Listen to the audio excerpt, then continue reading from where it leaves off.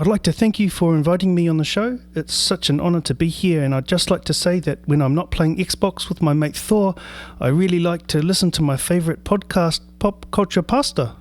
Hey Dave, I'm thinking about doing another revolution. Do you want to join up? I might need some help with organising the pamphlets though. Pop Culture Pastor. Okay. The magic behind the podcast. So hear me out. Bill Bixby comes back from the dead. Now that the multiverse is open, Bill Bixby from the old Incredible Hulk show. Unfortunately, Korg, I think he is deceased for real. Oh, Bill's dead. No Bill. But wouldn't that be awesome? Lou Ferrigno Hulk. Could we get Lou Ferrigno Hulk back? I hadn't ruled that one out. The multiverse is open. It's open for business. Yeah. How far can we go back? What about weird Thor from the old Hulk made for TV movie? Remember him? He looked like the dude from Adventures in Babysitting. Yes. I'm here for it. He looks like an extra from that Viking show on the Discovery Channel. Who else? Did you guys see that meme that went round about what the actors would be if the MCU was shot in the 80s? Yes. Yes. Yeah. All of those guys. Those, yes. We'd be going way into rumor town, but there's a lot of weird rumors flying around about Multiverse of Madness, where you're going to see a lot of these alternate versions. And I heard Tom Cruise could possibly cameo in that as Stark, Tony Stark, an alternate Tony Stark. Cruise? Yes, that one. All 5'4" of them. How did Tom Cruise? How did we not cast him in The Hobbit? How did we not get Tom Cruise as The Hobbit? He was too expensive. Man, seems like a missed opportunity. Well, he was actually too short. Peter Jackson just has taste. Oh! Ouch! Whoa! Shots fired. Oh! Shots fired. Wow! We better start the podcast. Otherwise, there's no telling how much trouble we could get in here. I mean, Tom Cruise, the Scientologists are going to be all over us now.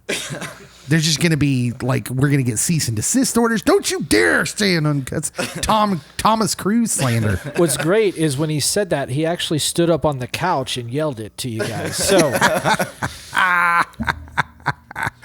okay. This is Pop Culture Pastor, the podcast, and this is a bonus pod. It is a bonus geek roundtable pod for Pop Culture Pastor because we, the geeks of the roundtable, have just seen Spider-Man No Way Home. that's really good. Did you just come up with that Geeks of the Round Table just now? Well, I've been thinking about it. Oh, okay. No, it was good. That's what we're going to call our round tables. I like it, man. So round table is just, it's got to be more than me, Cody, and our third guest, right? So now we have four. So let me just go around the table. I'm Dave. I'm here. Cody's here as well. Yes, I am. We also have Kane Colton. Hello. Who's been on before in episode 3? I can't remember. Season 5, episode 17. Right, that's the one. I'm really shocked that you didn't remember that. We really hit our stride in episode 46. Also, Jason Giesemann's here from episode 2. I'm your one subscriber. And I love it. I love it. How dare you?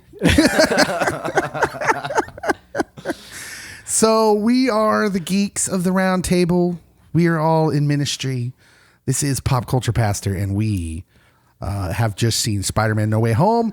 You should know, if you have not seen Spider-Man No Way Home and you wish to stay unspoiled, or as unspoiled as you are right now, you should leave quickly.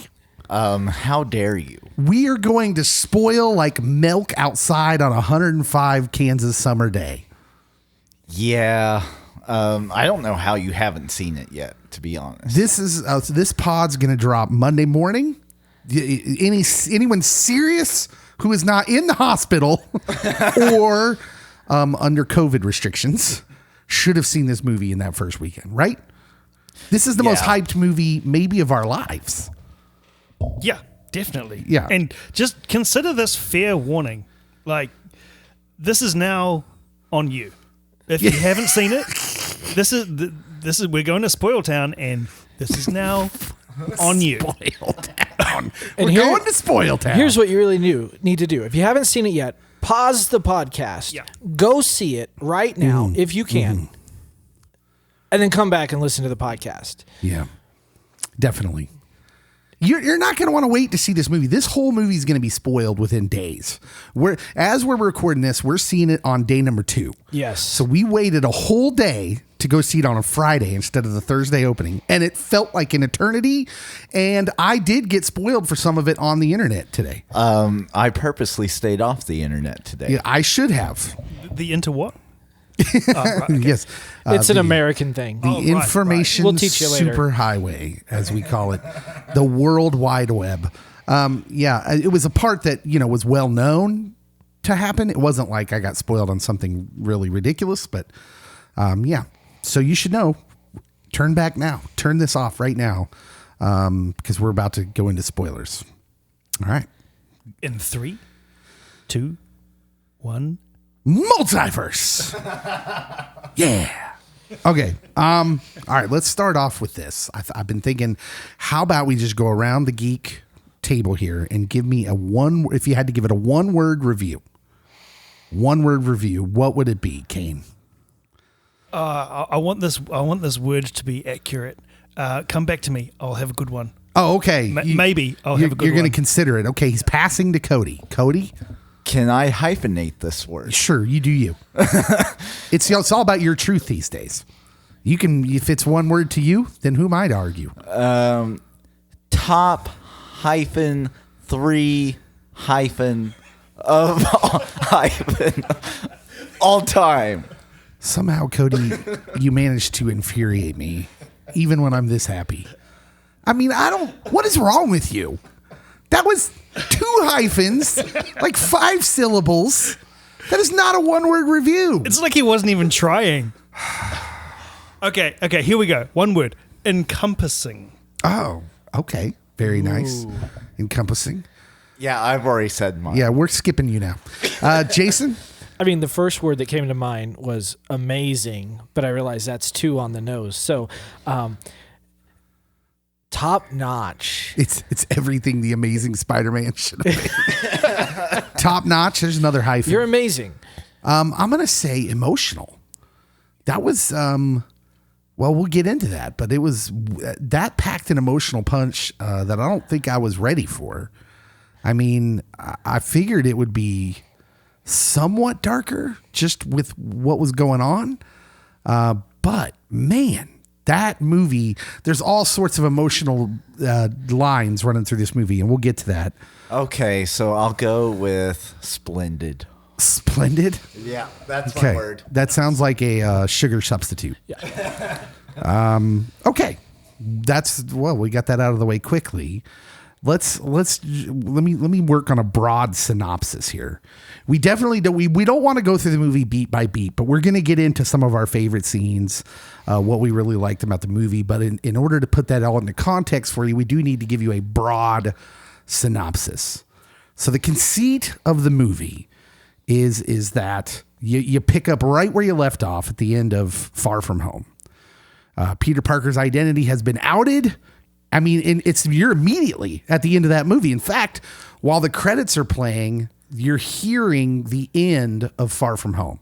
You're hearing Jake Gyllenhaal's voice as Mysterio. You hear J. Jonah Jameson, and then you're with them. And what follows is just basically the crumbling of Peter Parker's life. Right. He's like literally public enemy number 1 in a lot of ways. In a lot of ways, he's just the most well-known celebrity in the world. He's that combination, which makes him a Kardashian, I guess. That's closest I can get to it. Maybe Chris Jones. Maybe that'd be a good. No, not Chris Jones. Who's the guy I'm thinking of? The rapper. Mike Jones? No. That's not him. Anyways, Drake. moving on. Kanye. No, the guy that used to go out with Rihanna. Chris Brown. Chris Brown, that guy. Yeah. I'm terrible with names. Ever since COVID, you guys. I was close. Anyways, yeah, he's a pariah. the most well-known pariah in the world. And so through the course of probably 15 minutes of subtext here, we get the idea that it's not just his life that is crumbling, but his friends, Ned, his best friend, and his girlfriend, MJ, who, like, one of the great parts of this movie is you get this, the stakes are huge, but it never elevates to the past to huge for what it would be like for kids. Like, everything in their world is about getting into these colleges they want to get into and living a somewhat normal life. And that just comes crumbling down, and you can feel that for them, right? Yeah. It is hard to watch. Yeah. That part. Yeah. It was. You really feel for them. It's the one part of the movie, like if you're all about action all the time, the first fifth of the movie is going to be your least favorite because it's all the context. It's all the context of, and you're right. It feels hard because you're watching their lives crumble. So I kind of felt bad, but then I didn't feel bad because they're trying to get into MIT. Yeah. Yeah. So, like, okay, but you got to context. You got to remember they don't go to a normal public school. They don't. They go to like I don't even know what you would call it. We'd call it a magnet school back in the Kansas City area. Yeah, like this school where for engineers and gifted people. So that they're all trying to get into MIT, I don't think would be a stretch. And it's not that MIT or bust. You see them go through the process of not getting into anywhere. Yeah, like, right. It's not, well, that's okay. We'll go to the community college. Schools, no, right. It's nothing. Yeah. You get nothing. They could go to KU. Okay. Why would they come to Kansas? Anyways, so Peter, in a moment of desperation, and has an epiphany because he sees something that reminds him of Doctor Strange. So he goes to Doctor Strange to ask him this wild and crazy idea. What if you could make everyone forget? But Peter, doggone it, he's 17 and he doesn't think things through, does he? And it's not until Doctor Strange has started the spell that young Peter realizes, whoa, wait, I don't want everyone to forget, which is apparently the only way that the spell can be guaranteed to work right. So Doctor Strange reluctantly and annoyingly, or he's being annoyed by Peter, starts saying, okay, MJ can remember.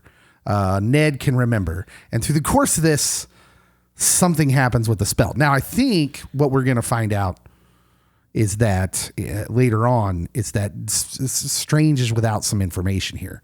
Basically, the end of Loki. There's a weakening in the bonds of the universes, the multiverse. And I think Doctor Strange is unaware of that. And I think that's going to play a part that we'll find out later. That's why it gets all out of control. So the spell goes awry, and almost immediately, these other spider villains start showing up. First, Dr. Octopus, the lizard. Is he one of the first? Well, the lizard is kind of just, is he caught by Doctor Strange? Yeah. Yeah. Yeah. Doc Ock, and then we see Green Goblin as in that first, as they're fighting Doc Ock scene. He shows up very quickly, and then we're gone. And then when we get back, they have the lizard already captured. Yeah. Yeah. So he starts subduing. I mean, they basically go through it. This is like this is like the only part of the movie that feels familiar. It's like your montage, if you will, where he's trying to round up all these guys, and you start learning more information with our Peter and with MJ and with Ned and Doctor Strange. You start learning, they start piecing this information together that, oh, a lot of these guys they've got some sort of problem. It's weird. I'd never thought of it this way, but a lot of the spider villains are not they're not Doctor Doom. They're not evil just for evil's sake, right? A lot of them have had some sort of accident. Something has happened to them that has kind of sealed their fate, if you will. And they start figuring this out. And of course, through the course of this movie, as Spider-Man tries to help them with the urging of Aunt May, really kind of pushing him in this direction. and it starts to work. He fixes Dr. Octopus. I can't remember. He doesn't fix Electro. So Jamie Foxx's character is too enticed by the power of an arc reactor that happens to be in the same apartment, because they're all staying in Happy Hogan's apartment. Why he has an arc reactor there, not really sure. Wasn't it part of that that machine, that fabricator machine? Yeah, he had some sort of powers that. Yeah, it was powering. So yeah, as we know, the arc reactors are a power source for a lot of Stark's machinery. And things start going awry because this whole time the Green Goblin has been there, but he's been split personality. He's basically has split personality disorder. And he has gone bad and they didn't know it. And that's when things go off the rails. And in the process of things going off the rails, Spider-Man's trying to help these. By the way, Spider-Man and Doctor Strange have split. I skipped over that part because Strange said, send them all back now. But he didn't want to send them back because they all die. Their fate is to die at the hands of Spider-Man in their universes. Not all of them. Some of them die in their universes. Flint Markle, he blows away in the wind, which we know about here in Kansas, especially this week. But I mean, for a lot of them, that is their fate. I was a little unclear. Did we catch the reason they come to that conclusion? All of them? Is that made clear in the movie? Well, why would they figure out they're all going to die? All the Spider-Man villains? It's because they were thinking back to the moment before they came into the universe. Okay. And some of them died in the same universe after the previous one. So Doc Ock dies after Norman Osborn, and he tells Norman that's what happened. Mm-hmm. And it's the same thing with the Lizard and Electro. They kind of figure that out as well. Okay, yeah. They kind of have a group epiphany. They're all describing what it was like just before they showed up in this reality. Okay, you're right. They did. I was wondering about that because I don't know if I just wasn't paying enough attention during that scene. Anyway, Strange just send them back. Spider-Man has a heart of gold, as we know, Peter Parker, and wants to help them, and is helping them. And the Green Goblin split personality throws things off the rails. There's a wonderful action piece fight scene where things do not go well for Peter. And in the climax of that scene, Aunt May dies. She gets caught in a Green Goblin crossfire, basically, where the Green Goblin decides to hit her with the glider in what is sort of ironic justice from his end. Because Dr. Octopus had already informed him that's how he dies, impaled by his own glider. That was fully intentional on Green Goblin's part. Yes, yeah. And Spider-Man, of course, is crushed, and it starts what is the third phase of this movie, which, I don't know about you guys, is just wonderful. Mm-hmm. I mean, the emotional beats here. So our Peter is suffering. I keep saying our Peter because what's about to happen is this whole time Ned and MJ they don't know what's happening. They know someone has died. They know things have gone bad and they can't get a hold of Peter. And what has happened is in the struggle with Doctor Strange earlier, Spider-Man got his little ring thing from him and has given it to Ned. And Ned starts to sorcerize. Is there a word for that? Magic tricks. Yeah. Magic tricks. And he's fooling around with portals and he says, where is Spider-Man first? And through the portal comes Andrew Garfield, Spider-Man. And when he takes that mask off, it's just wonderful. It's just a wonderful feeling. I wanted to yell out, liar! You already apologized, but liar! And then he opens it again and asks for Peter Parker this time. And in walks Tobey Maguire in plain clothes, gear. which is wonderful as well. And everything with these two guys in it, in this part of the movie, is just amazing. The whole third act of the movie is maybe one of the best third acts, like the best concluding acts of a Marvel movie. Like, we'll talk about this later on whether we think it's the best Marvel movie or not, but clearly the best final phase of a Marvel movie. So much heart, so much emotion in this. Anyways, they start working together as three Peters, and it's wonderful, and it sets up the final action set piece at the Statue of Liberty. And our heroes win the day. You know, we can say that. It's not our Statue of Liberty, though. Because, I mean, it has the Captain... It's the MCU Statue of Liberty. It has the Captain America shield over the torch, which is awesome. Clearly, they're adding something to the Statue of Liberty in the MCU.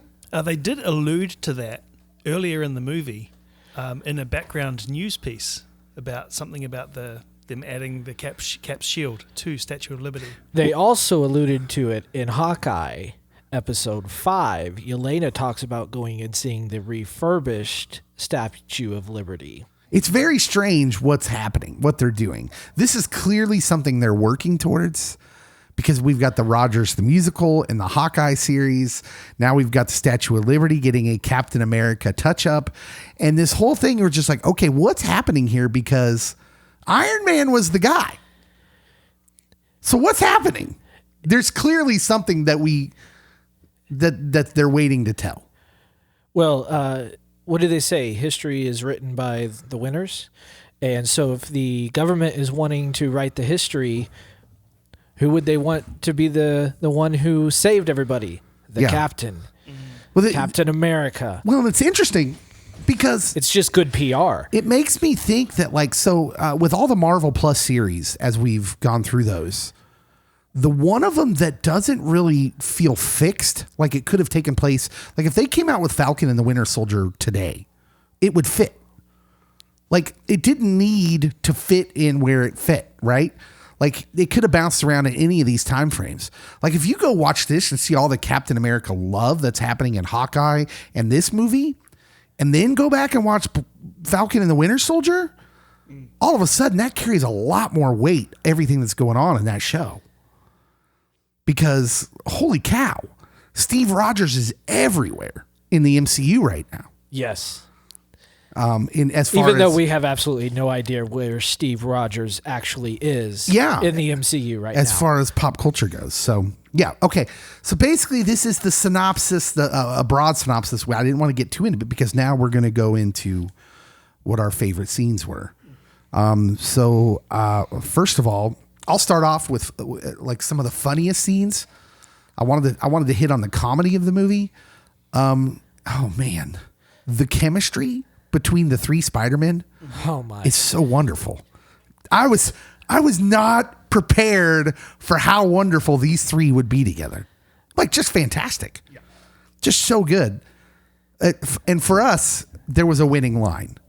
Yes, there was. At one point, they're getting ready for this final battle where they're trying to lure these enemies of the Spider-Man to the Statue of Liberty, to this one place.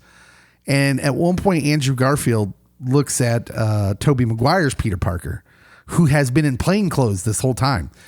And Andrew Garfield has been in his Spider-Man suit. And he says, are you gonna suit up, or are you going as a cool youth pastor? And we all just died.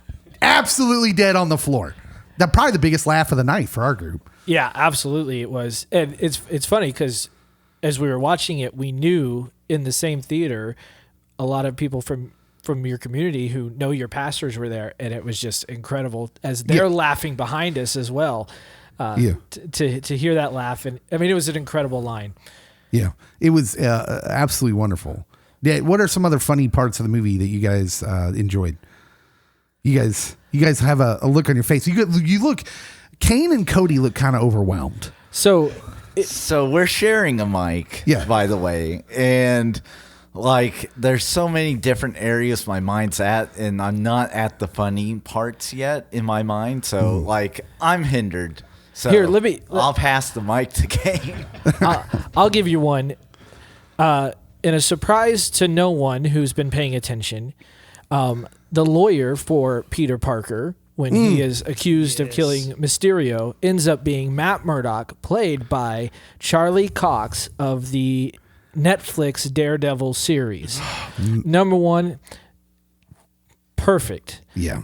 Yeah. But as they're sitting at the table, somebody from outside throws a brick through the window, and Peter Parker goes to catch it, but he can't because his blind attorney reaches out his hand and catches it before him. He backhands it, as they would say in the majors. Yes.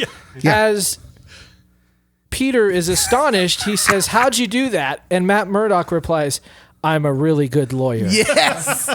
So good. What an amazing cameo that is, first of all. Yeah. An amazing cameo. I love that he kind of brushes off Happy. Like Happy Hogan, who's going to have his rich Stark lawyers anyways.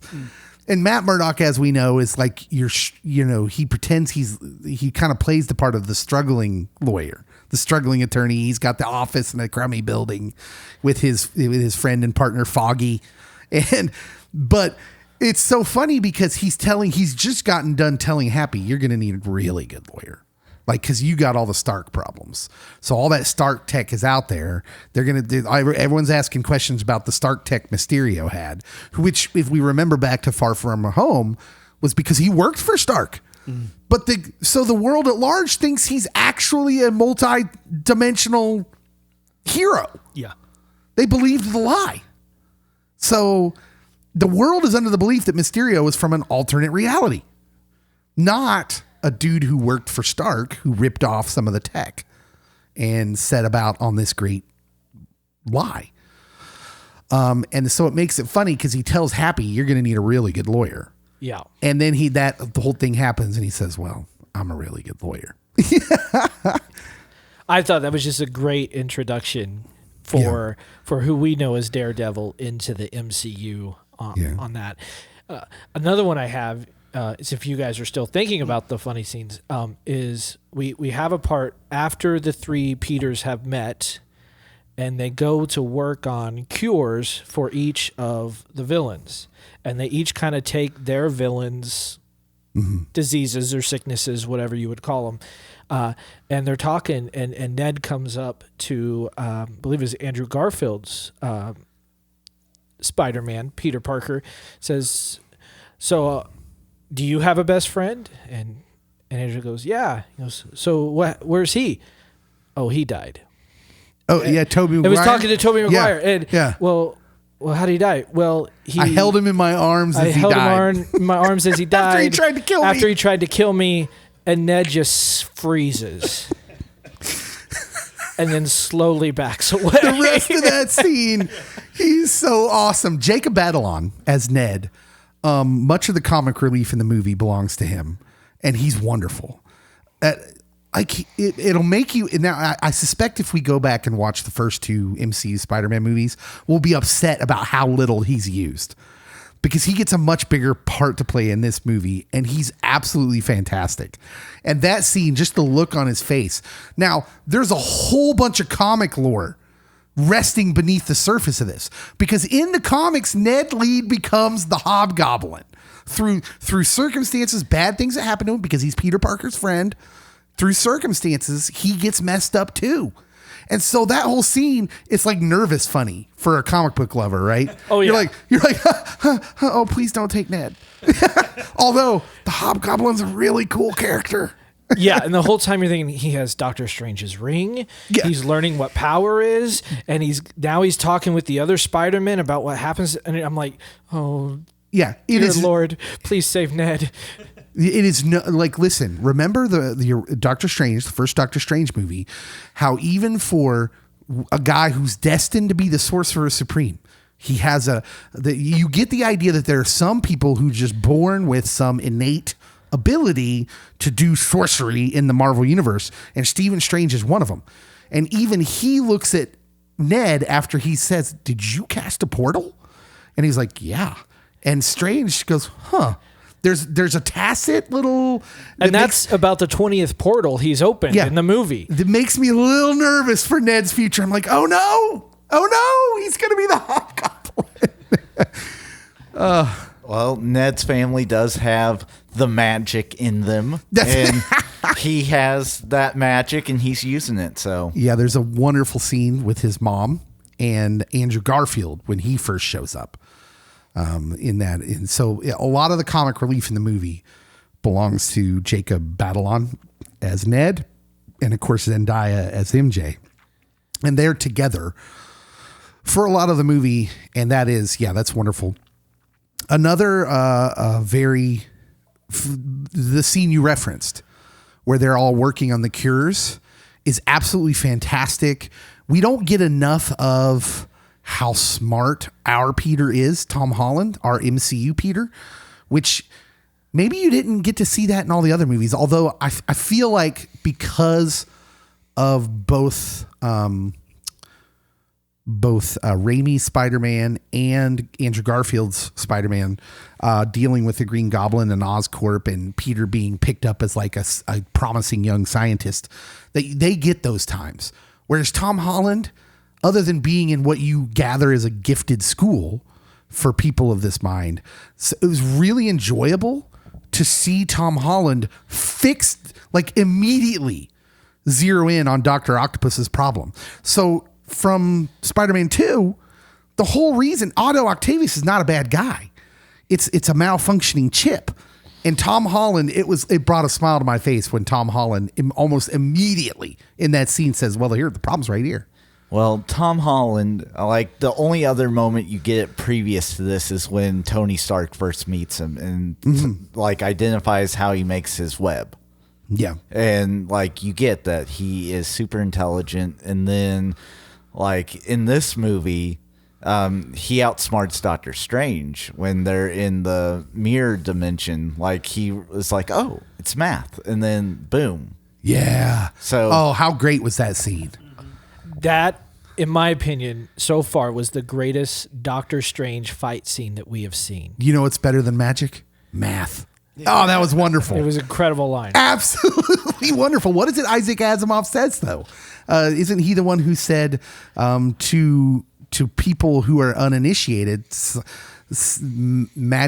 people who are uninitiated, science advancement technology looks a lot like magic, right? I was just trying to figure out which character Isaac played in Spider-Man. No. Oh, no, I was referring outside of. Yeah. I was referring basically to an idea that maybe the Sorcerer Supremes don't operate in that much magic after all. Maybe, listen, we often talk about how our universe is very orderly, and of course, us being pastors, we believe that God created all this, and yet it's so mathematical, down to thousands of decimal points, right? There's just such an order and exactness and a mathematical exactness to the universe. And so what if, religious people of faith, Christians should be the first people saying, yeah, magic is math, right? It was wonderful. I love that part. So when we do have a religious portion of this discussion, I have a grand scheme thought. And I was partially right. By the way, let's just go into it. Okay. No. You were not right. No Spider-Man dies in this film. Okay, so I said Spider-Man would pull a Jesus, and he does. I was wrong in my grand scheme of it, but he did it in a way that divine reversals, if you will. The way he pulls... I see where this is going. Okay, so the way he pulls a Jesus, though, is everyone can be redeemed. Everyone can be transformed. He gives grace where Doctor Strange would not. And so in that aspect, he pulls a Jesus, although usually in comic book lore, a superhero has to die or be near death and then make a miraculous comeback and save everyone. But he does it for the villains. Even the guy that kills Aunt May. Yeah. All right. Well, it is the old cliche too, which is Spider-Man's the man of faith. And Doctor Strange, strangely enough, for being a magic wielder, is the man of science, right? man of science, man of faith. And you're right. Spider-Man is the one who's like, I'm not going to give up on him. So he is. He's very Jesus-like in the film. I caught that as well, that here you have this redemption for all these evil bad guys that we've seen for 20 years now. And they all get to have some hope and that mercy and that turnaround of who they are. And so I caught that as well. And you were almost correct on on what you thought it was going to be Jesus as. And for a moment there, I almost started bawling like a baby because that's my Spider-Man. That's who I grew up with. Toby nearly died. Toby does get injured and by the Green Goblin. And back. you think, initially I thought, oh, he's dead. Yeah. He gets stabbed in the back and you don't see where. Which leads to another funny line. Andrew Garfield's Peter Parker comes to check on him. He goes, "Oh, I've been stabbed before." Yeah. He also says thank goodness. that one of the climactic scene right before they are transported back to their own dimensions is, Andrew Garfield is still holding him, kind of helping Toby stand. He says, "You're in a lot of pain, aren't you?" He's like, "Oh, yeah. Oh, yeah." It's like we said, any scene with them was gold. And by the way, not only is there redemption for the villains in this, there's redemption for the other two Spider-Men who have been like thrown a ton of shades. Hold on, the years. let's not move away from the villains so quick, because not only is there redemption, there's forgiveness. Like Green Goblin, the last thing Green Goblin says is, "What have I done?" Because remember, he's got the split personalities. He's able to take in the situation after they fixed him, and he's like, "Oh no, what have I done?" And shortly after that, he is transported back with no punishment. Now, Tom Holland got close. He's beating the nerd out of him. And he has, one of the very emotional scenes, he's got Green Goblin's glider. After he's pummeled him and he's about to stab him with it. He's about to come down on him, and it's Tobey Maguire's Spider-Man that comes in to catch it. All I could think as he's doing that was John Walker. And I'm like, no, he not absolutely again. The imagery is almost identical Absolutely. to what John Walker did in Falcon and Winter Soldier with the shield. Almost identical. So don't move on from the villains. Not only is he reconciled, but he doesn't pay for his sin, right? He gets floated back to his dimension, fixed, by the way. He's fixed. Like they all are. Jamie Foxx's Electro, the Lizard, they're all normal again and sent back. Even the guy from Wings gets redeemed. When Thomas Hayden Church's face showed up, Sandman. I almost stood up and applauded. Yes. Boy, because you couldn't tell from the trailers if it was Thomas Hayden Church reprising the role because of the, obviously he was sand. But as soon as you hear the voice, you're right. I got the chills. I was like, oh my goodness, that's Thomas Hayden Church. And then we're going through the movie. I was like, he's just going to be sand the whole time. They just had him come in and look into a microphone the whole time. Yeah. And Flint Marko. Oh my. Yeah. That was wonderful. Wonderful redemptive arc for the villains. Yeah. You're right. It was very Jesus-like. Can we move into the hero's redemption now? Yeah. Let's talk about the hero's redemption. Cody, you were going there. Lead us. Okay, so quite literally, I have heard for several years, and especially since Tom took over the role, that every other Spider-Man has been trash. Oh, really? Oh yeah, and especially Garfield. Garfield gets dogged on a lot. Which the Amazing Spider-Man pause for being just a bad second. was not Garfield's fault. Let's pause just for a second. Yes. This movie, whoever wrote this movie took immense steps and strides to make him the most lovable of all the characters. I will talk about this later. Andrew Garfield steals this movie. Unpause. Go ahead and talk about what you're talking about. Okay. We'll get into Garfield later. And I think we'll have to get into Toby for me. Mm-hmm. So Toby was wonderful as well. But Garfield gets more to work with here. Yes. And I mean, quite literally, you see within whoever wrote the story that they took time to highlight, these guys are actually tremendous actors, and they did the best with what they had. They didn't have Marvel's creative team behind them. Yeah. They didn't. I think what we can see now with Kevin Feige in the MCU is a willingness to say these are for comic book fans. So why would we make these unrecognizable to comic book fans?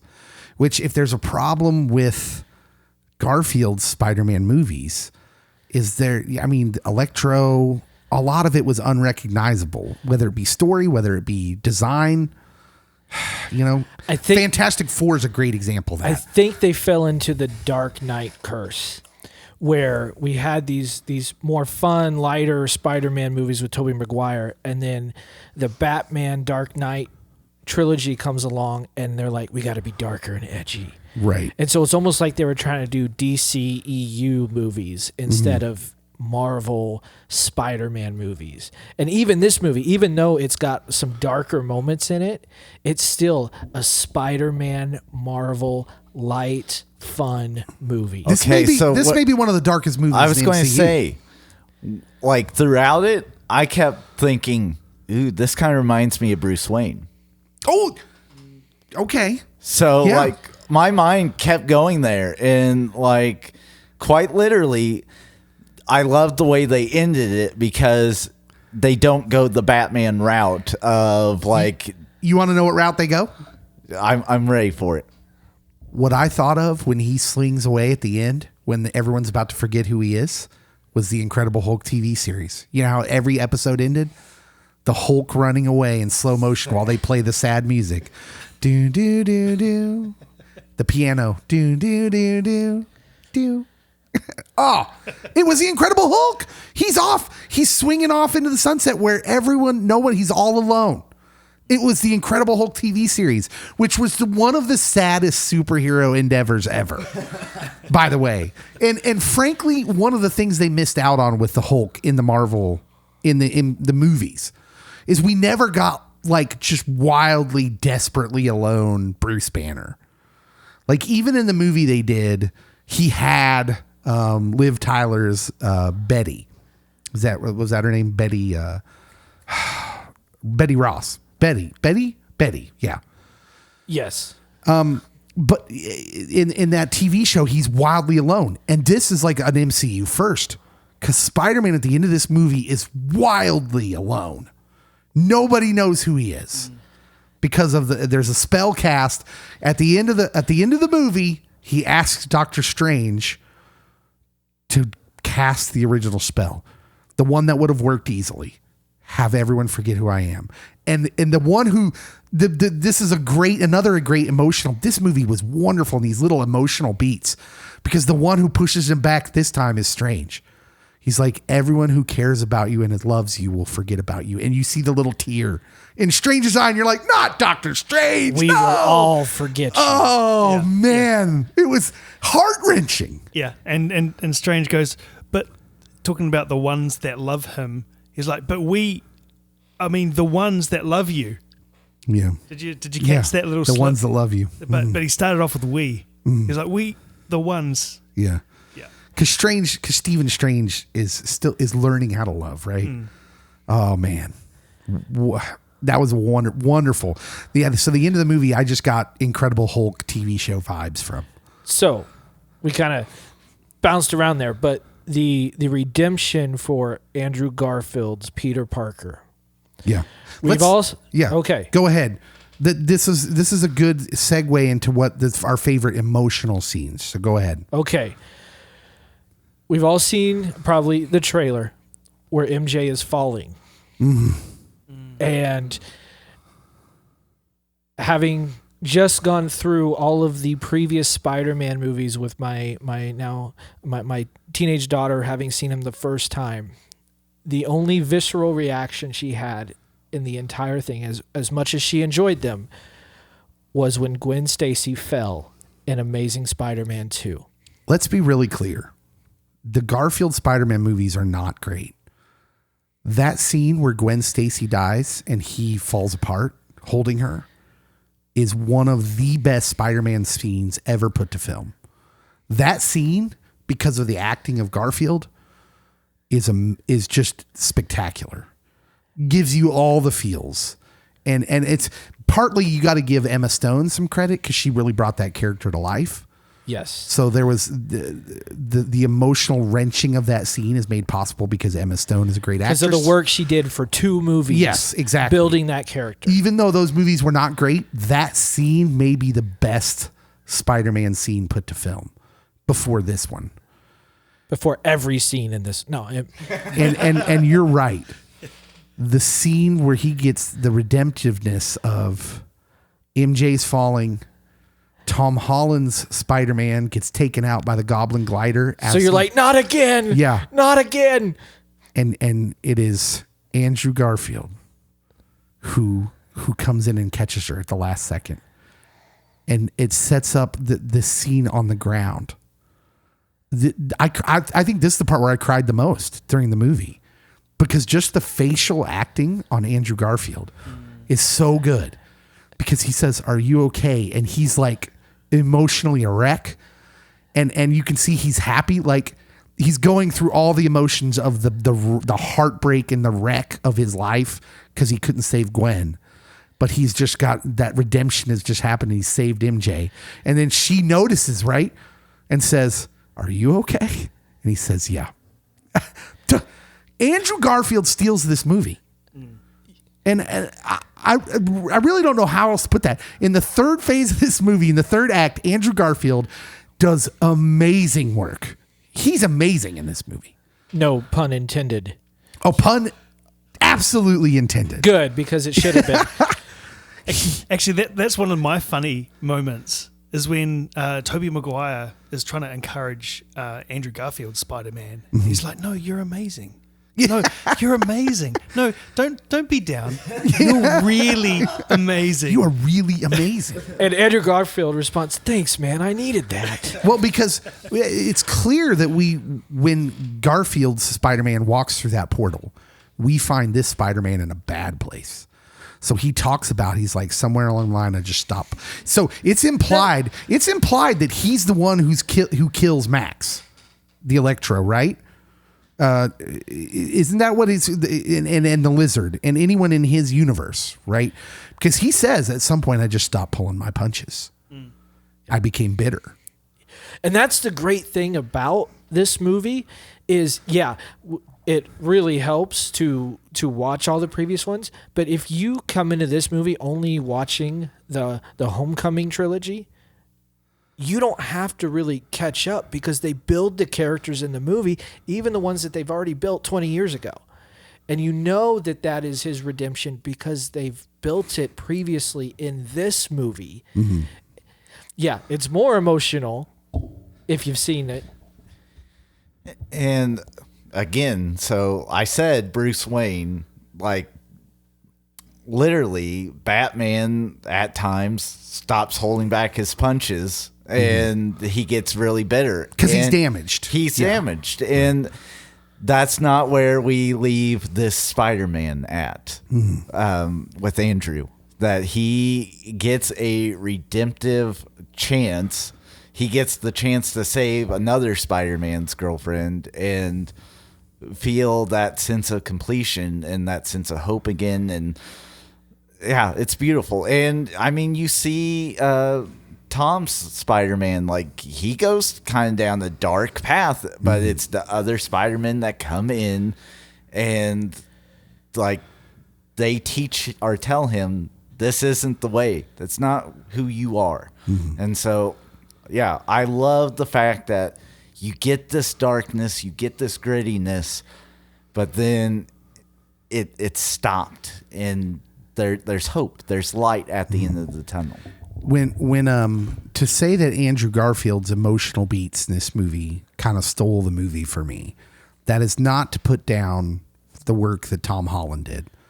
Tom Holland was so good in this movie. In fact, when Aunt May dies, I was not as emotionally affected as I thought I might be, right? Or as I felt I should be. I felt like, okay, why don't I feel the tug at my heart? It wasn't until Tom Holland is crushed, right? His Peter Parker is devastated. It's not until his friends embrace him and they all cry together In that moment, that's when the emotional beats hit me. And that's when it hit me that, like, listen, this is what Garfield's bitter. His Spider-Man's bitter because he's already at the point where he's all alone, and he had to go through it all alone. Whereas in this moment, in this crushing, devastating moment, both Spider-Men. So Toby says, I lost my Uncle Ben. Andrew says, I lost Gwen. And in those moments, they had to deal with that kind of alone. And in this moment, the strength of this Peter Parker is with his friends. And so when you see them all feeling that loss together, that's when the emotional beats came. And the chemistry between Zendaya and Tom, obviously really good. I mean, they're a real life couple.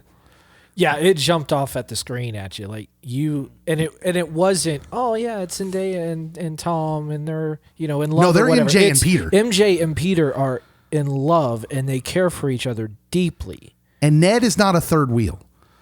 Ned, as much as he feels like he is, that part where they're holding hands, and Ned puts his hand on their hands, is another comedic moment in the movie. But yeah, those three as a unit. Like we'll talk about the end here in a little bit, but where it's going to go from here, it was kind of sad. Are there any other emotional beats in the movie that we feel like we need to mention? So I'm going to be like off the range on this. Okay. I did not have any feelings whatsoever when Aunt May died, because I already had like bitterness towards her because she pushed Tom Holland Spider-Man into keeping everyone here.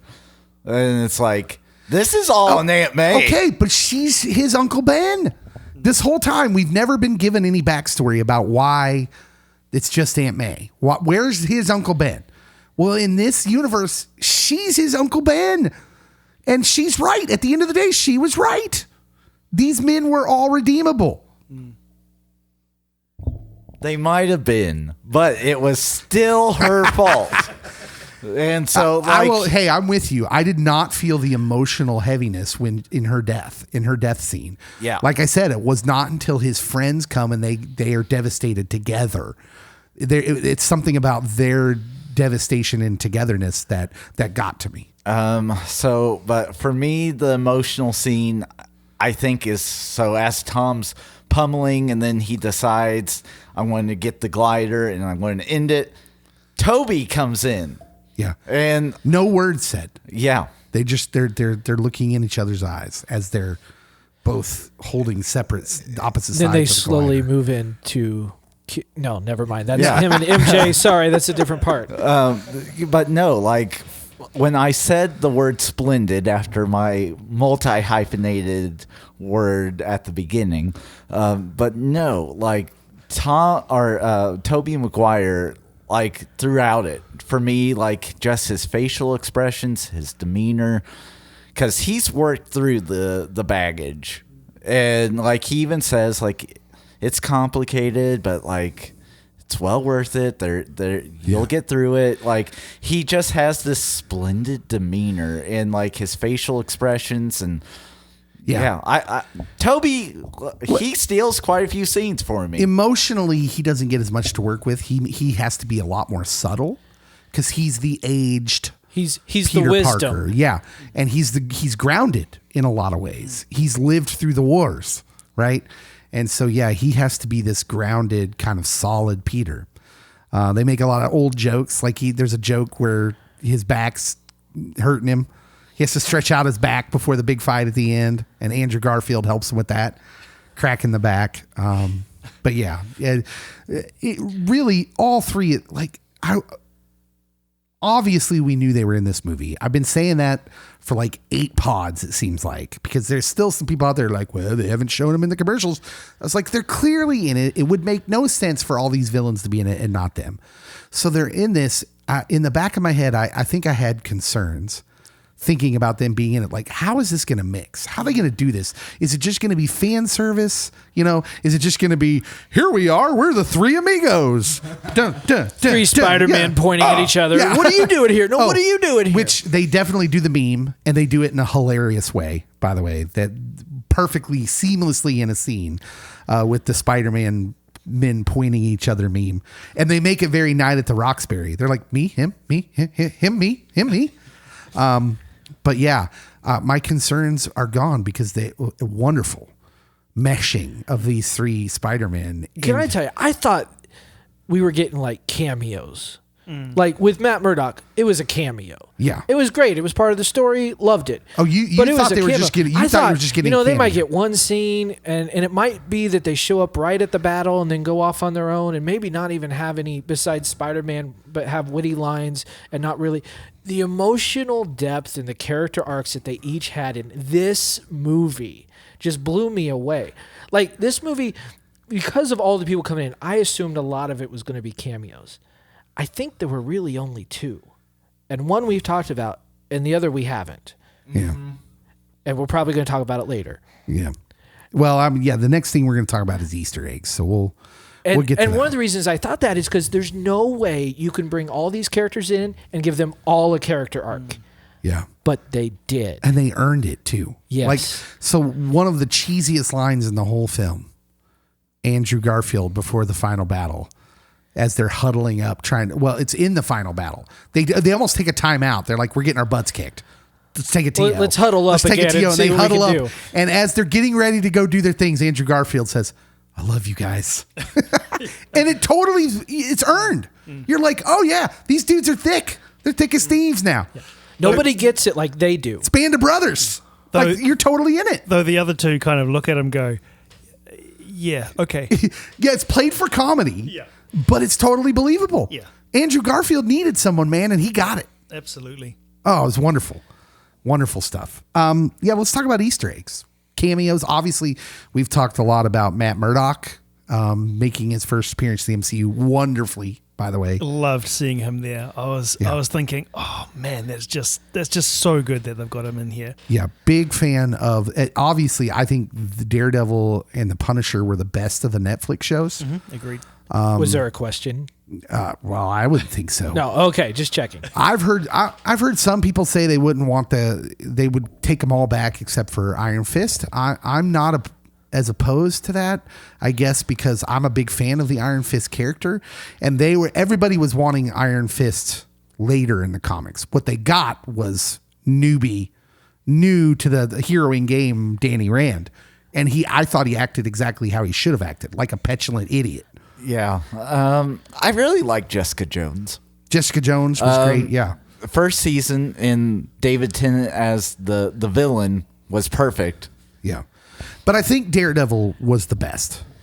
I think we can say Daredevil's the best. Oh, that's tough because I really, really, really, really like the Punisher. Punisher was really good. Did you like the Punisher because it was that good, or because it was just more of a relief that they finally got it right? The Punisher IP, the intellectual property of the Punisher, has been tried and tried and tried to be made into movies. I mean, one could argue, is that why you liked the Daredevil so much? Is because they got it right? No. Final? No, Okay, that wasn't, just checking. they didn't try and try and try. They just had one they had the attempt. one shot. And it was Ben Affleck, so it doesn't count. Okay. So you did not like Thomas Jane as the Punisher? No, I didn't like any of the previous iterations of the Punisher because they were terrible. It wasn't enough. It wasn't that the Punisher is a tough character because it's got to be violent. It's got to be super violent. Yet you need to have some sort of feeling for him. And I think the previous iterations where you just turn him into a killing machine, he's basically a Terminator in all those crummy movies. But like it took Bernthal and some good writers to like, I felt for the guy. I feel for his Frank Castle, even as he's being a psychopath. Yeah. You know, so this is my thing. Punisher was not in Spider-Man No Way Home as a cameo. Yeah, that was a long rabbit hole just to say that I thought Daredevil was the best. But Charlie Cox reprises his role in a nice little cameo. We've already talked about that. What was the other cameo? We did have one that was Benedict Wong, but we knew. But then the end credits scene, Thomas of the Hardy variety. Oh, okay. Well, we'll get to the end credits later. I'm taking this in order, Cody. The only other major Easter eggs. Oh, there were lots of I'm Easter sure eggs. there were, but the ones that just pop out were in the final scene. Yeah. So the rift, when the rift is happening, when the rift is happening, you see other iterations of Spider villains. So specifically, I saw Scorpion. I saw the original Rhino. The original one, that horn. With the horn? Yeah. I saw the horn. I was so hoping he was coming through. Oh, man. Paul Giamatti. The original Rhino. So there were lots of Easter eggs in that scene where the purple rips in the sky. Oh, man. That just, you go right back to Loki and you understand that things are happening there. And I just thought, oh, it's purple. Man, this is so Kang-ish. Yes. It's so Kang. No Kang to be found, though. No. But Not yet. Well, maybe he's around there and he probably got through. Some Yeah. versions of Kang must have gotten through some of those rifts. I'm sure we'll find. Any other Easter eggs? I'm trying to think. There was several kind of winks about Miles Morales. Yeah. That one of them said, "I'm sure there must be a black Spider-Man out there, somewhere." Yeah, Jamie Foxx's Electro finally sees Andrew Garfield Yeah. as Peter Parker in the Spider-Man suit and said, "Oh, dude, I always thought you were black." Well, it's a nice callback Yeah. to that movie because he's the Max is obsessed with Spider-Man at the beginning of that movie, and he assumes that he's a black man because he's helping the little guy. Yeah. He's being the friendly neighborhood Spider-Man. Yeah, so that was a nice callback, and that's when that comment comes out. It's like, well, I'm sure there's a black Spider-Man out there somewhere, which we know there is in Miles Morales. Which might be my second favorite Spider-Man movie, Into the Spider-Verse. Yeah. Does this one beat Into the Spider-Verse as the best Spider-Man movie of all time? I would say yeah. Yeah. As much as I love cartoons, they're handicapped for me. Like a cartoon a perfectly done cartoon cannot be done as well as a very, very good film, in my opinion, that's live action. Yeah. Even though there's cartoons I love, obviously. Into the Spider-Verse is great. Any other Easter eggs? I'm sure there were. I mean, we saw the Rogers the Musical signs. Yeah, if you've been watching TV lately, we saw the insurance company that's been blasting Spider-Man all over. Yeah. Liberty Mutual. Yeah. Yeah. Not really an Easter egg, but good product placement. Okay, now why don't we get to the post-credit scenes now? We can talk about the post-credits. Okay. So the mid-credit scene, we find Tom Hardy's Eddie Brock from the Venom movies in a bar in Mexico. He got through. Made clear because he's wearing a Mexico hat. Yeah. and talking to Danny Rojas from Ted Lasso. Football is life. Football is life. Danny Rojas, and forgive me, I don't know the actor's name, but he is the bartender at whatever Mexican resort Eddie Brock is currently at. And they have this conversation, which is played for a lot of comedic laughs about it, where the the bartender is just trying to explain to Eddie, like, yeah, there's lots of superpowered people here. He's like, wait, let me get this straight. You have multiple superpowers and a billionaire that rides around in a tin suit. A tin suit. Yeah. and a big, giant, strong green guy. It's like the Hulk. And a purple alien with an obsession over rocks. Aliens don't obsess about rocks. Yeah. It's like, I don't believe that one. The best part is when he brings up the billionaire in the tin suit. Danny Rojas does the Catholic cross and then points to the sky as he's giving big ups. Big ups, rest in peace to Tony Stark. Oh, and like in the background, you hear the symbiote talking. Yeah, you get throughout the whole scene, you hear Venom conversing with Eddie. It's very much in the Venom and Venom 2 relationship. Yeah. It was, I mean, some parts were hilarious. Like, let's go skinny dipping. And no, we're not going skinny dipping right now. And Danny Rojas is like, what? Now, whatever's happening here you assume is because of is twofold. Because he disappears, and to Venom's. To both of them's chagrin, actually, Venom and Eddie Brock. They're like, no, not again. They want to go find Peter Parker and Spider-Man. And they wanted to go talk to him, although Eddie's clearly drunk. And they say he's so. But they get flashed out, and what's left behind is a little puddle of the symbiote of Venom. Yeah. And it's motionless for just a couple seconds, and then it moves, and you're like, oh, there it is. But you figure it's a couple folds. So the end credit scene at the end of Venom 2 Venom makes reference to him being a multi-dimensional being. Yes. A multi-dimensional immortal, I think, is kind of how he describes himself. And so you figure that he has some control over being able to switch in dimensions, which seems clear that he leaves a little bit of himself. That seems like it was probably intentional. But it does seem out of his control, which makes you think that the events at the end of Loki are clearly playing a factor here. So that kind of helps me with an issue I've had in processing this is at the end of Venom, he just switches over to this other universe. We don't know what happened. In my recollection, there's no explanation, or he's not like, hey, let's go see another universe. It's just everything changes. They're in a different universe. Mm-hmm. Venom seems to know that right away, right? Yeah. In this movie, what we're told is all the people coming in from other universes are people who know that Peter Parker is Spider-Man. Yeah, we get but confirmation. Venom did not. No, well, Tom Hardy did not know Peter Parker was Spider-Man until he switches to the new universe. Does that mean no, that you're Venom missing? Knew? Yes. Okay. So we get confirmation. This is why I said I need help with this. The confirmation in this movie, because of we are told that the people being sent through are all the people who know Peter Parker is Spider-Man.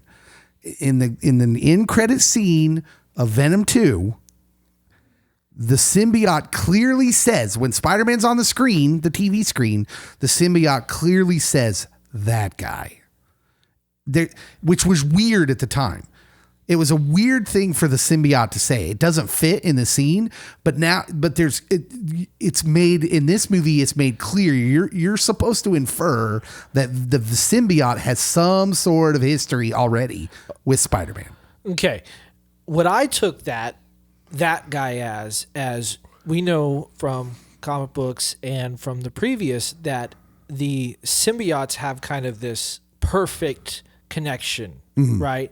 And Venom's perfect connection is Peter Parker, correct? And so that's what I took, was like, okay, Eddie, you're fine, but that's the guy I really am supposed to be symbiotic with. And they're a hive mind. Yeah. So it doesn't necessarily have to be the Venom symbiote that has some sort of knowledge of Peter Parker, because since they're a hive mind, they would all know. If one of them knows, if in any way a symbiote had come into the knowledge that Peter Parker was Spider-Man in any reality, then that symbiote would know. That's the way I'm understanding. So that would mean that as these characters who know who Peter Parker is, that if any of the symbiotes know, all of them would be coming. Any of the symbiotes with any of the realities.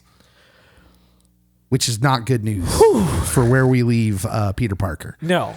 Of the MCU. But yeah, that's the first. That's the mid credits, which I was super excited about, like seeing a little piece left behind, and it's like it's happening. Yeah. Clearly, there's a future here for Venom in the MCU, but albeit a different Venom. Which leads me to the question, how in the world did our Vulture, get into the same universe as Morbius, who's in the same universe as Venom? And that, I can't wait to see how that all interchanges, because we've seen Vulture in the trailer for Morbius, you've watched the trailers. I'm a little nervous that we're going to have Sony fill in some blanks. I'm just going to go out and say it. I'm I'm a little tentative. Or it's the events of the next scene play a factor into how people are where they're at. When does Morbius come out? In January. Oh, see, Morbius comes out first. And so, I mean, maybe it's something that's happening right about the time. So Morbius is clearly in the Venomverse. Yes. He's clearly in that. They make reference in the trailer to the events in San Francisco, which is a reference to Venom. He references Venom himself. He does. In the second trailer by pretending, but saying, I am Venom. It's like, I'm just kidding. I'm Dr. Michael Morbius at your service, you know. Which, by the way, still such a weird choice. A very strange character from the Spider lore to bring out Morbius, the living vampire, is I'm both excited and a little tentative again about cautiously seeing that optimistic. Movie. Yeah. With Jared Leto, it's like every two movies. No, that's not what you originally said. It's like every fifth movie is a classic, instant classic. That's It the is. Jared Leto rule. It is. Everyone, what's all the other ones though? Dog food. Usually. Okay. Or just glimmers of hope. And I have not seen Dog Food yet. I need to catch up on my Jared Leto movies. Is there anything about the mid-credit scene that we haven't said?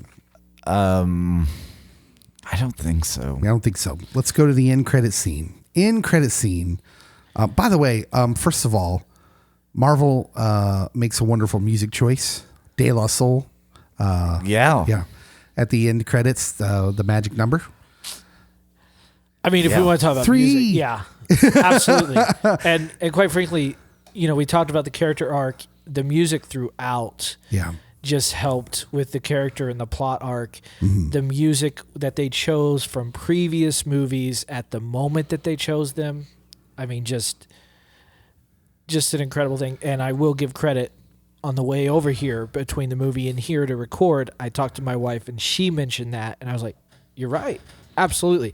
So kudos, Danica, for doing that. He's giving his wife sly shout outs. Well, she's going to listen on the podcast. And if she listens and hears me say that, she's going to say I stole her thing. Getting ahead of that one. So let's move to the end credit scene, which is de facto a trailer. A trailer for Doctor Strange in the Multiverse of Madness. And you don't... It all goes so fast. For the first time you see a trailer, obviously, when you see a trailer with so much in it, it bears repeat viewing. Oh yeah. But when you see a lot of Scarlet Witch, you see Shuma Gorath in all his glory. Some very glancing shots of America Chavez. This looks amazing. So I'm a little nervous because we saw the Spider-Man No Way Home movies or trailers, right? And it didn't take very long into the movie to realize that those trailers, while cool, were lies. Just flat out. I mean, like complete lines, completely wrong, and to give you a completely wrong idea about what was going on, right? Yeah. They're not lies. They're just misleading. I mean, the Doctor Strange. So there was a lot of conjecture on whether Doctor Strange was Doctor Strange in this movie because in the trailer he's acting very strangely. Lying to Wong, because all of the lines he had in the trailer were not in the movie, which was not in the final cut of the movie. Yeah, it's a completely different tone. So you're giving them more credit than I am. I'm saying they weren't in any cut of the movie, that they completely deceived us on purpose. You think it was intentional? Because they were so wanting to guard the secrets. So I loved the Doctor Strange in credits trailer, and I'm loving what I'm seeing. But I'm not believing what I'm hearing. So when you see Elizabeth Olsen as the Scarlet Witch, I couldn't tell if that was just from the end of WandaVision or towards the end of WandaVision when she is wearing the Scarlet Witch outfit, or if this is a new scene. I think it was a new scene. Where she's in the get up. Yeah. I think that was a new scene. At the end, she is...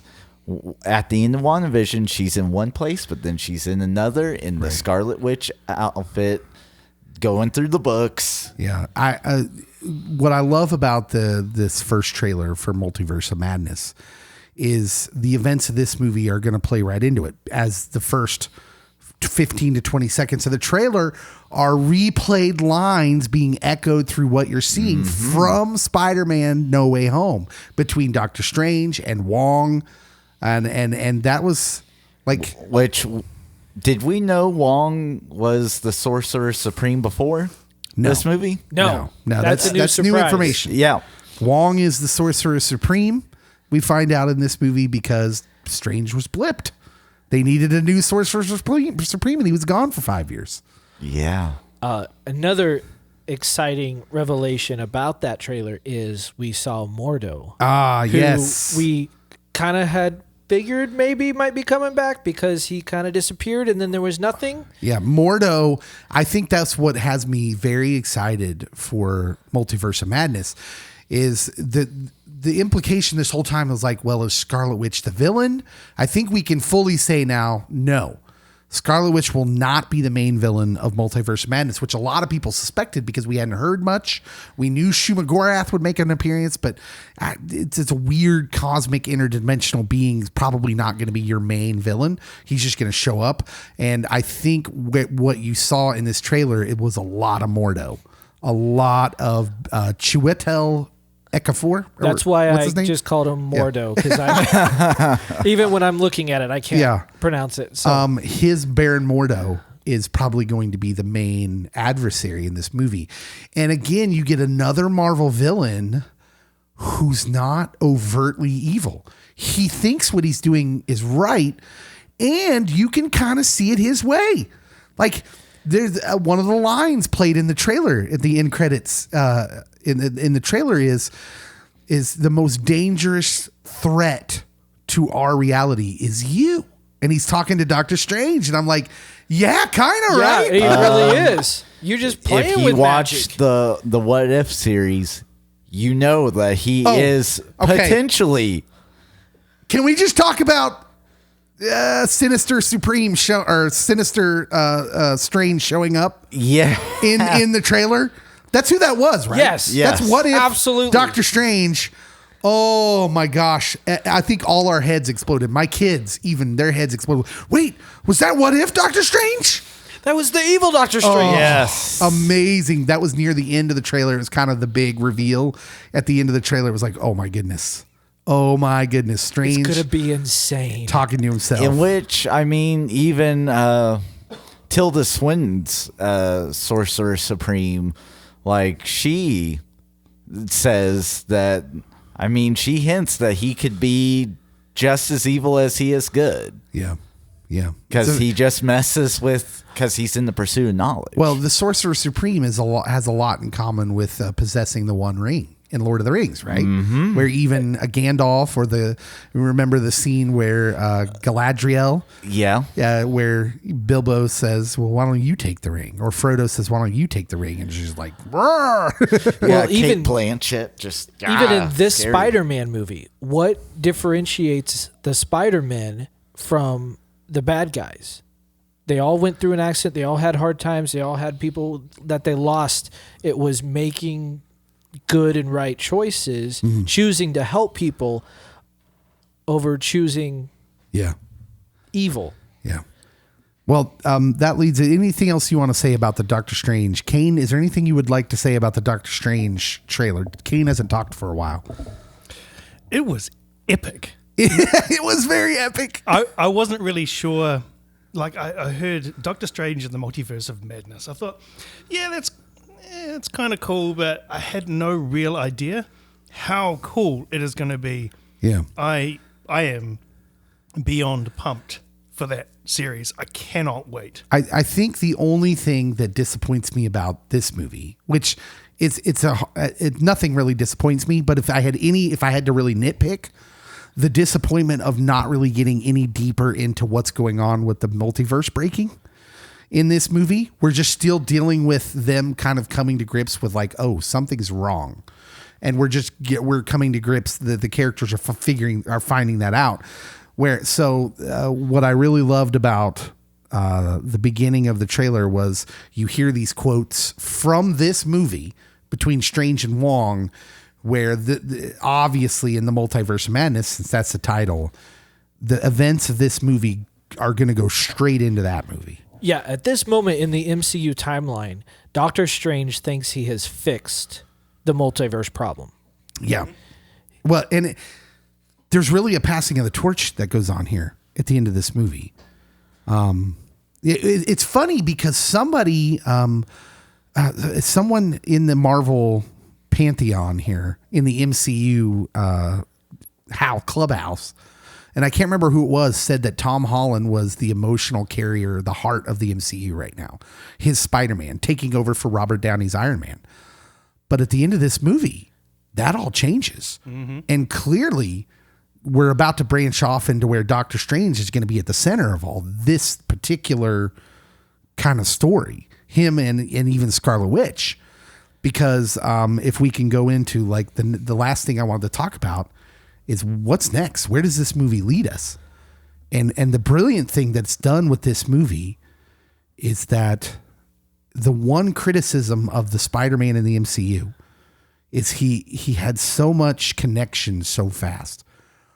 As a young person who loved comic books, Spider-Man is largely detached from the Marvel Universe at large. Every once in a while, he'd show up in the Fantastic Four. He did become an Avenger for a little while, but those were not great Avengers runs. Anytime Spider-Man's an Avenger, not a fan. Because it's just, there's something about it that's not right with the character. And so when the spell happens at the end of this movie to make everyone forget, Peter Parker's about to go into his college years to be the Spider-Man. The one you love from the comics. The guy who's just out on his own. And he's struggling. He moves into a crummy apartment at the end of the movie. Mm-hmm. Like he no with the landlord outside. Yeah. Tell him, make sure you pay your rent. He's no longer connected to Stark in any way, which I think is wonderful for the future of the character. And so like what's next?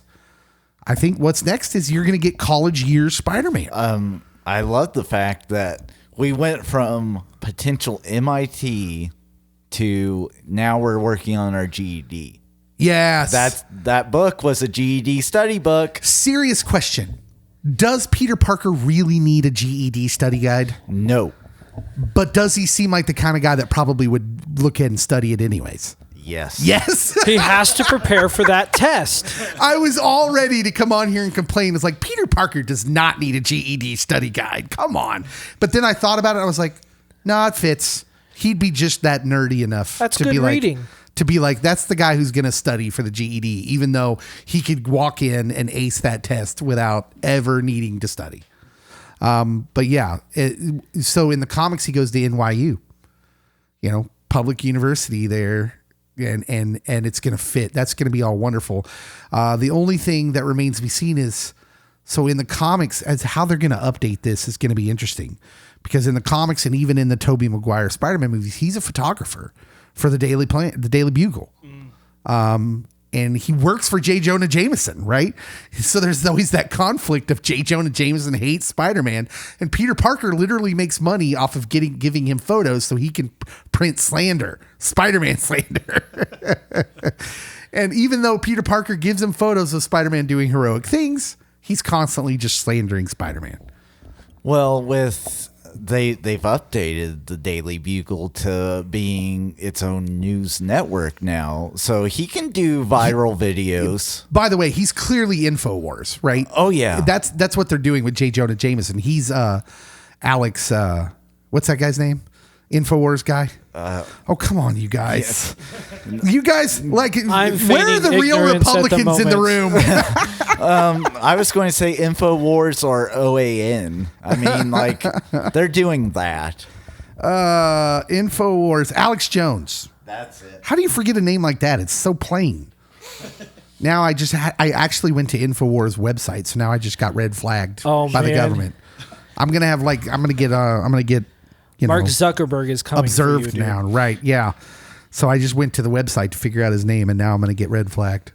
Anyways, you guys are imitation Republicans, and I'm ashamed of you. Aren't we all supposed to be Republicans? Isn't that how it works? Republic what? Well, see here, listen, Korg. Here in America, I don't know what you're talking about. if you're not Dave. a Democrat or Republican, you're what's known as a coward by either side. You're a fence setter. That's not very nice, Dave. I know it's not. I like to call it being intelligent, but whatever. Did I just put that slam down? Yes, I did. Anywho, Somebody needs to mute that microphone. Mute him. Okay. so what do you think? Do you think that that Sony is now splitting off and going to do like a Sonyverse with the things that they've got the rights for, and then just leave the MCU completely? It's interesting. Well, he's clearly still in the MCU though. Like I wondered if at the end of this movie they would do something weird where he could go back and forth between timelines, but no, he's clearly set and still in the MCU. Yeah, but he's forgotten. So they might bring him in occasionally, but I don't think he's going to be a mainstay in the MCU anymore. I think he's going to be... Well, no. They came out and said that they're doing another trilogy. Oh, okay. So his college years, basically. The MCU's, he's not done in the MCU. But is that a Sony thing or is that a Kevin Feige thing? No, that was a MCU thing. That was a Kevin Feige thing. Because, well, I'll tell you why. Because a couple weeks ago, Tom Holland did an interview where he said, if I'm still playing Spider-Man when I'm 30, something's wrong. And it made a lot of people think, well, he said some other things in the interview that made people think, oh, is he done as Spider-Man? But this movie makes it pretty clear. And this whole week leading up to the premiere, they said, no. They let slip, what's her name? The other producer, not Kevin Feige. Pascal. Amy Pascal said there's another trilogy. Tom Holland's going to lead another Spider-Man trilogy in the MCU. And Tom Holland did clarify that interview, he went on to say things like, other people need to have the chance, and it needs to be a more diverse, which again leads us back to Miles Morales, possibly Spider-Gwen, things like that, where maybe he takes on the Iron Man mantle for other Spider people. Yeah, so there's a lot of ways they can go with it, but he's not done being Spider-Man. How much of that's in the MCU? How much of that's in Sonyverse? I don't know, because Kevin Feige himself said Spider-Man is the only superhero that can jump between universes. And so it'll be interesting to see how they lay that out and what that looks like. Yeah, that will be, because I think when he said that, I think all of our assumption was that there was going to be some weird multi-dimensional thing that was going to happen to him that would make that possible. But he's clearly set in the MCU, and there's no way, as of now, there's really no path to the Sonyverse. Does the symbiote get to this Peter Parker? Okay. Well, so that's an avenue, right? And since Tom Holland's Peter Parker is now forgotten by the MCU at large, I could see them doing a whole set of movies where, if he gets the symbiote, the Venom symbiote, although you got to be careful with this, because the symbiote with Peter Parker, you called it the perfect relationship for the symbiote, as every symbiote has one in comics lore. He is not as controlling and as vocal as he is with Eddie Brock. So at first, it's just a costume. For months, maybe even years, you're led to think that the black costume that Spider-Man gets in the first Secret Wars, that's where he got the symbiote first, is just a costume. It's a fancy costume that just forms on him. Like it's alive, basically. And over the course of months, they did this really, really good storytelling job where they're telling these other stories in the Spider-Man story. And it's just these little side things that keep happening where he gets a little angrier. Peter Parker does. Like you can just tell the symbiote's having an effect on him until it finally plays out. Man, I don't know, but it had to have been over a year where he's just wearing this costume being Spider-Man when he finally figures out, this is doing something to me. And he tries to get rid of it. And this is when Venom is formed, because I think in the comics, maybe he gets the help of Reed Richards, because the symbiote, he can't get the symbiote off. And Reed Richards uses maybe some device, and I think that they can't contain the symbiote, and then it goes and finds Eddie, and that is how Venom is born in the MCU or the Marvel Comics universe. I think I could be remembering that wrong, but yeah, in this scenario, like I think if they go straight Venom, like you can't have the symbiote be communicating with Peter Parker in the same way he communicates with Eddie Brock. Like that won't work. At least not for a while. Well, no, because you'll have to pay Tom Hardy for both movies. And you don't want to do that. Because Tom Holland, his Peter Parker would know too fast that something was wrong. Like whatever they do with that little splotch of symbiote that's left in that mid-credit scene, that's going to have to be an incredibly slow burn, which Sony's experience would tell us they may not have it in them. Although with Kevin Feige, helping them pull back on the reins, maybe they will, because that's got to be a slow burn. You can't rush to Venom now just because there's a little splotch of him in the MCU. Or does Danny become Venom? Danny Rojas. Danny Rojas is the MCU Venom. Gosh, I hope not. Nothing against that actor. I'm sure he's wonderful, but no. What I'm hoping we get from this is a trilogy of Spider-Man movies that are largely detached from the greater MCU. Let him be a friendly neighborhood Spider-Man. We talked about this a couple weeks ago on the pod about Man of Steel and about Henry Cavill and how he never got to be Superman. They rush him right to his death and Dark Superman when he's like revived. He never gets to be just, truth, justice, and the American ways Superman. Oh, yeah, because, even in the first movie, he's battling General Zod and has to kill him immediately. Right. You don't get I get to save the dog, and I get to save the little girl, and I get to save this and get to save that. No, he's literally destroying everything under the sun. Yeah, so the brilliance of this is that Tom Holland will get to be Spider-Man, the Spider-Man, for at least one movie, I would think. Yeah, and from what, again, rumors and from some interview snippets, it sounds like Tom Holland is wanting that. Mm-hmm. Okay, let's shrink down Spider-Man's role, and let's do some man on the street, looking out for the little guy. Yeah, we'll have some big bad villains come in, but let me be Peter Parker and let me be Spider-Man, the friendly neighborhood Spider-Man, and not the Avenger Spider-Man. Do they go comic accurate? Does he find his Gwen Stacy? Because for years in the comics after high school, him and Mary Jane aren't a thing. She goes off. In fact, Mary Jane becomes a famous star. She's on a soap opera and a Broadway play in the comics. I don't think that'll happen with this MJ. Yeah. But so will they do Gwen Stacy?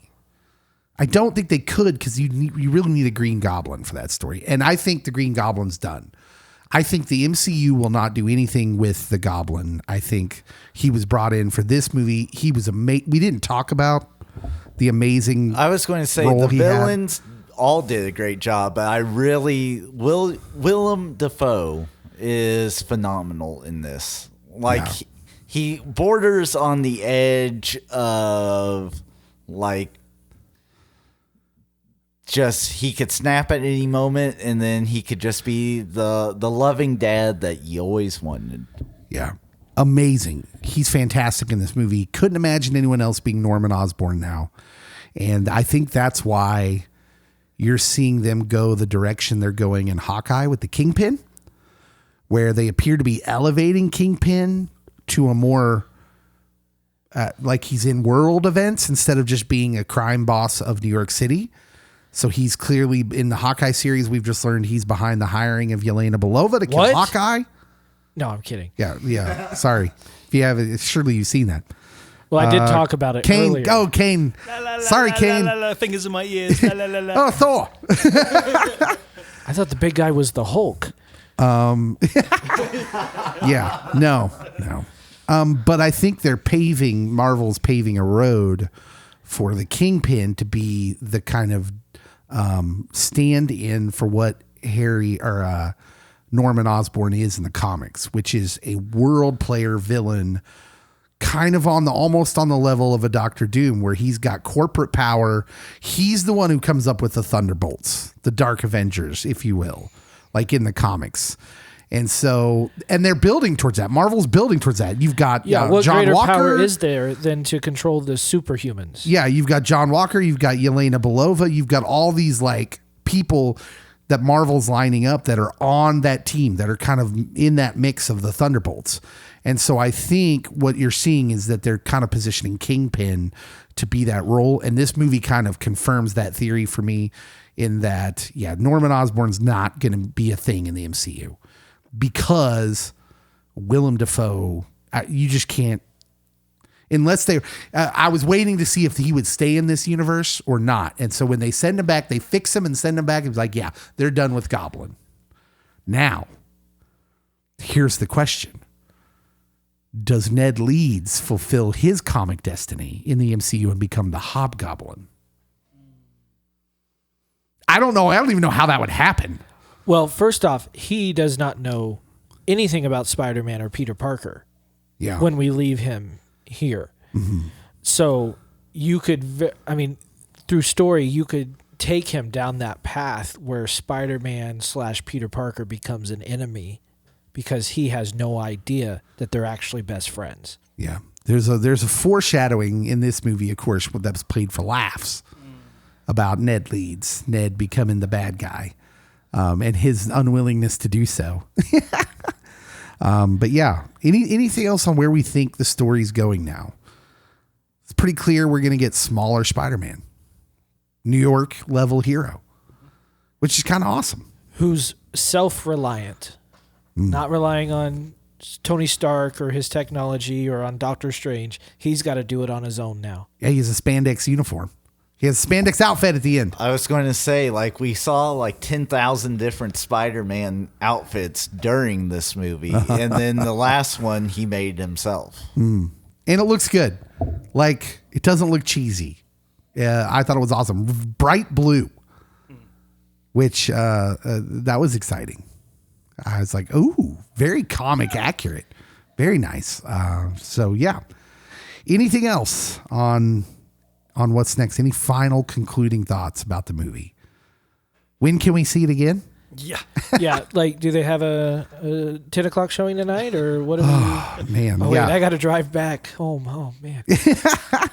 Yeah, you got a long way to go. I'll just pull it up on YouTube. We need to wrap this up. We need to wrap this up for Jason's sake, so he can drive home. I'm good. Anything else you guys would like to say? I just can't wait to see what's next. I can't wait for Doctor Strange. Yeah. I'm with you. I'm not going to lie. I was ready to skip over this movie to get to Doctor Strange before watching it, and now this movie blew my mind, and I don't know if Doctor Strange can hold up to this one. Yeah. Although I keep saying that with Marvel movies. Speed round. Is this the best MCU movie? No. Kane. Close, but no cigar. Jace. It would definitely be in the top 3. I don't know, having seen it once, where exactly that fits. What's better? For the guys that said no, what's better in your mind? For me, it's Endgame. Endgame? There's no topping that for me. Yeah. So if we're just going solo, where they're not teaming up. No. Any MCU movie. Well, I think this one's still my favorite. Thor Ragnarok. Thor Ragnarok's a really good movie. I'm gonna say Endgame, but this one's a close second. Mm-hmm. Okay, both of those others would be in my top 3 as well. But yeah, I mean, you're really nitpicking to try and choose when they're that good. But this movie was very close to feeling as big as Endgame. And I will say the best final act in a movie. I liked this better than the final act of Endgame. For me, while there was so much joy for me in seeing Captain America wield Thor's hammer. And then the moment when all the heroes come back and Captain America is, he's weary and he's beaten. And that moment was great and all. There wasn't that one single moment that made everyone cheer like that moment. But overall, the entire third act of this movie brought me more joy to see those 3 Spider-Man on the screen. And by the time they get into action, it's just wonderful. It brought me so much joy to watch that. It was like there were 3 versions of me watching it and feeling the feels all at the same time. Nobody wants that. Yeah. There was younger Dave, who grew up with the Tobey Maguire Spider-Man. Then there was, medium Dave, who, thought the Garfield Spider-Mans could have been better. And then there's the Dave currently who enjoys the MCU in its current form, and Tom Holland. And it was like all 3 of those versions of me were where we were one and we were joyous. Yeah. All right. I think that about wraps it up. That wraps up this edition of the Geek Round Table. My geeks of the round table. We now disperse. Remember, Pop Culture Pastor podcasts regularly come out every Friday morning. So be sure to be on the lookout this Friday for our special double-sized Christmas episode. We've got a special Christmas treat for you. Yeah. There's rumors that it may include Cody and my wives for our special second part of the podcast, which is the best Christmas movies of all time. So you got that to look forward to. This bonus podcast of Pop Culture Pastor is now complete. We'll see you later.